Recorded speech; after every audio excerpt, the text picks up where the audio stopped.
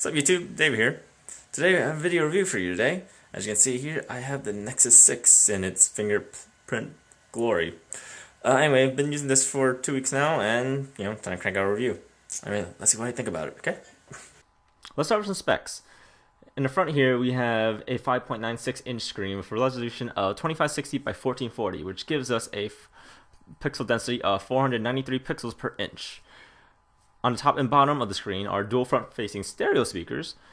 At the top is a 2.1 megapixel camera, and the back is a 13 megapixel camera, complete with OIS and a dual LED ring flash. Powering this beast of a phone is a Snapdragon 805 quad-core processor, clocked at 2.7 gigahertz, 420 Adreno GPU, 3 gigabytes of RAM, with NFC, Bluetooth 4.1, Wi-Fi, etc. The Nexus 6 comes in either 32 or 64 gigabyte, no SD card. Sorry about that, guys. It comes in either midnight blue or cloud white. Here, as you can see, I have the midnight blue version.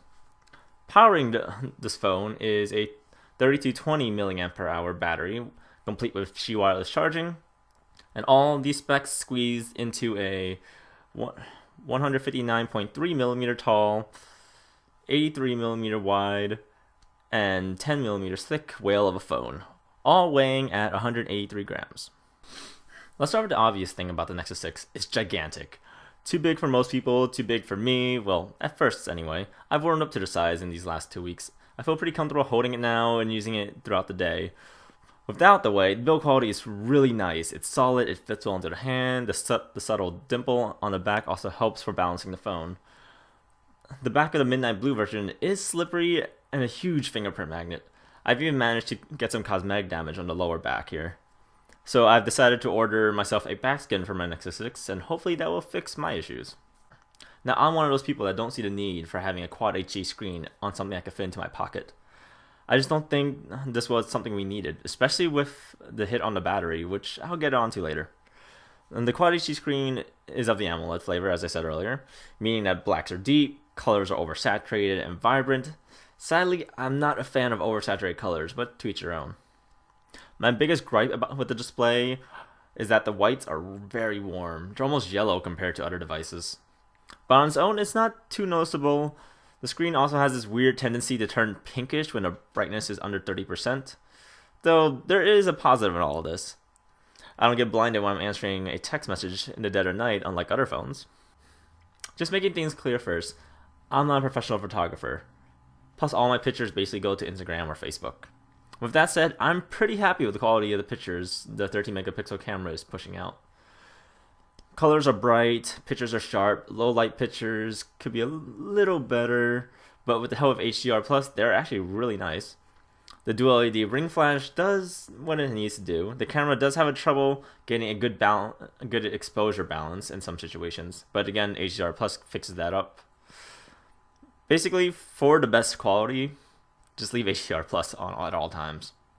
The back camera is also capable of shooting up to 4K resolution, so that's always a plus.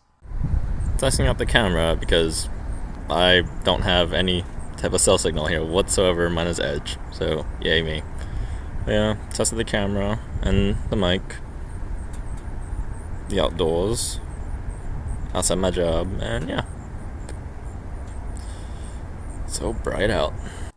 The front facer is adequate enough for the occasional selfie, shooting in a nice wide angle for those group selfies as well.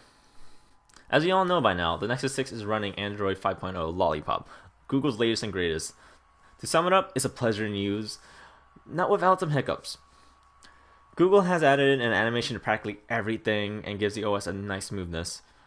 They've also added a plethora of new features to Android, which include, but are not limited to, a new quick settings panel, smart lock, a redesign, recent apps UI, ambient display, and even OK Google activation when the screen is off.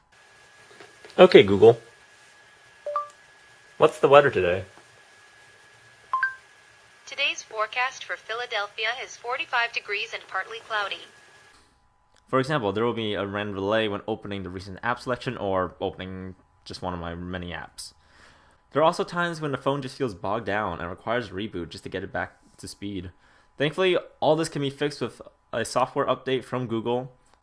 Looking at you, Android 5.0.1. Now this is where the phone disappoints me the most. Typically, a phablet would mean a big battery, which in turn provides above average battery life. That's not the case with the Nexus 6. Sure, we got a fairly large size battery at 3220 milliamp, but on average, I'm getting 16 hours of battery life with around 3 hours of screen on time. I've had the Nexus 6 connected to my Moto 360 ever since I've got it. I've turned off animated display, I keep sync and location on, I don't game on my phone, my usage typically revolves around social media, texting, and looking at the news. My disappointment might be from being spoiled from the OnePlus One's amazing battery life, but I can't help but feel underwhelmed by the average battery life I'm getting. I want to point fingers at the Quad HD screen, but that's an argument for another time. Now just some random shenanigans I want to mention about the phone. I have no idea how I've lived without front-facing speakers, but holy crap, these speakers are awesome. YouTube David here. And as you can see here, I have an unboxing for you today of the Motorola Nexus 6. As some of you may know, I'm very impressed by the radios and the Nexus 6. In areas that used to be complete dead zones for me on T-Mobile, I've actually managed to pull down 3G on my Nexus 6, so yay for that.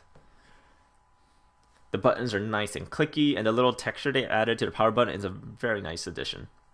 And the turbocharger that comes with the Nexus 6 is really fast, but it does get the phone pretty warm. So in conclusion, could I recommend the Nexus 6? The few complaints I do have for the phone could all be fixed with a software update, which is a saving grace. So if you're not against a phablet and you can't wait to start using Lollipop, definitely give the Nexus 6 a chance. Thanks for watching. Peace.